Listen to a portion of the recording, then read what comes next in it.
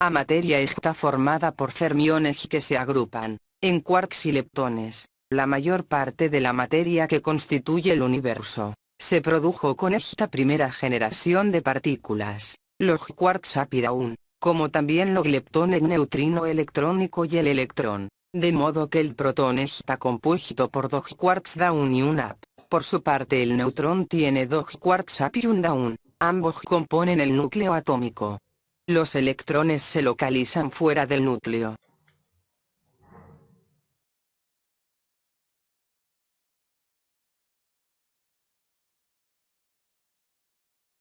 Para mayor claridad veamos el caso del helio, compuesto por dos protones, dos neutrones y dos electrones. Antes de 1970 se consideraba un átomo compuesto por 6 partículas elementales. Después de los 70, tenemos los mismos dos electrones. Los protones tienen 3 quarks cada uno sumando 6 partículas. Los electrones presentan una configuración similar, también tienen 6 partículas. El átomo tiene 12 partículas, pero debemos agregarle las antipartículas que son 12. Por lo tanto el átomo de helio suma 24 partículas. La tercera y cuarta generación producen partículas más pesadas, pero significativamente en menor cantidad, es decir, no tuvieron la relevancia de la primera generación en la formación del universo. Oda partícula tiene una réplica llamada antimateria. Las antipartículas tienen las mismas características de la materia usual, y solo difieren en su carga eléctrica, que es contraria a la original. La primera antipartícula detectada fue el positrón, un electrón de carga positiva. Hay partículas sin masa que interactúan con los fermiones, se llaman bosones. 4 de ellos, los bosones de Gauge, se corresponden con una de las 4 interacciones naturales. El fotón es el bosón de Gauge asociado a la fuerza electromagnética, se desplaza a la velocidad de la luz, da lugar al magnetismo y a la misma luz. El gluón es el bosón de Gauge que intermedia con la interacción nuclear fuerte, actúa a escala nuclear, es inmensamente intensa, mantiene a los quarks juntos, y estos generan a protones y neutrones. Los bosones Z0 W+ y W-, intermedian en la interacción nuclear débil, son responsables del decaimiento de partículas, y de la fusión nuclear, por ejemplo en el Sol.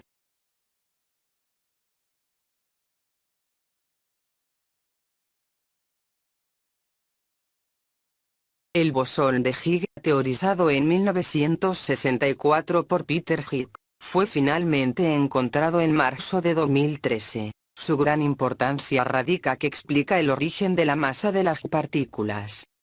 El inmenso éxito del modelo estándar para describir el comportamiento de las partículas es reforzado por el hecho que agrupa como respaldo dos teorías: la electrodébil, que unifica la interacción débil con el electromagnetismo, y la cromodinámica cuántica con la interacción fuerte. Sin embargo, la teoría encierra una gran debilidad: no ha podido integrar a este modelo a la fuerza gravitatoria, que es crucial para la existencia del universo, limitándose a proponer un bosón que intermediaría con la fuerza gravitatoria, el gravitón, con la esperanza que sea ubicado algún día.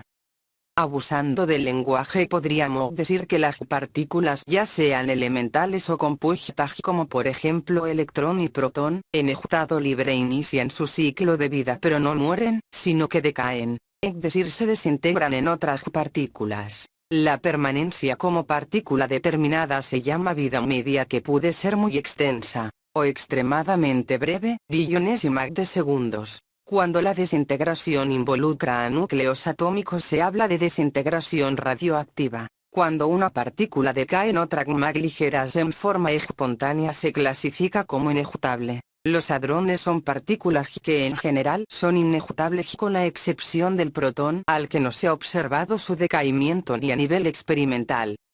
La física de partículas es un mundo que transcurre en condiciones maravillosamente sorprendentes, partiendo del escenario que utiliza el núcleo, cuya frontera comparada con el diámetro del átomo es unas 100.000 veces menor. Por su parte, el átomo es pequeñísimo en el diámetro del cabello humano, se podrían colocar en fila unos 800.000 átomos. En el interior del núcleo opera la fuerza más poderosa del universo, pero drásticamente afectada por la distancia, dado que más allá del núcleo es inoperante. También fuera del átomo suceden otros fenómenos con distintas partículas elementales y compuestas cuyo decaimiento, como dijimos en sentido figurado, es una curiosa forma de morir donde su vida media más breve que un suspiro. Sin embargo, dejan como herederas otras partículas. ¿Qué tal?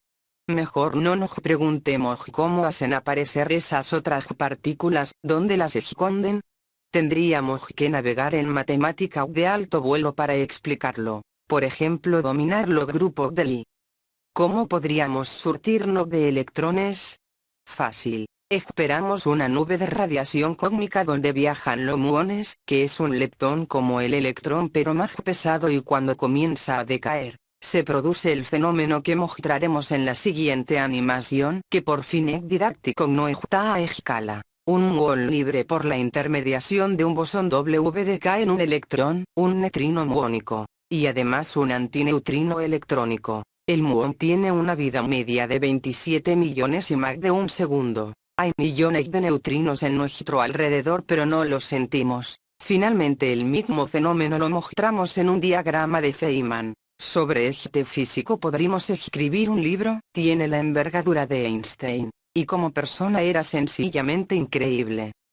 Desarrolló un conjunto de esquemas de representación pictórica ampliamente utilizados para las expresiones matemáticas, que rigen el comportamiento de las partículas subatómicas, que más tarde se conocieron como los diagramas de Feynman. Durante su vida, Feynman se convirtió en uno de los científicos más conocidos en el mundo. En una encuesta de 1999 de la revista británica Physics World, de los 130 principales físicos de todo el mundo citados, Feynman fue clasificado como uno de los 10 más grandes físicos de todos los tiempos. Ayudó en el desarrollo de la bomba atómica durante la Segunda Guerra Mundial, y se hizo conocido para un amplio público en la década de 1980 como miembro de la Comisión Rogers, el grupo que investigó el desastre del transbordador espacial Challenger. Además de su trabajo en física teórica, Feynman investigó con pioneros en el campo de la computación cuántica,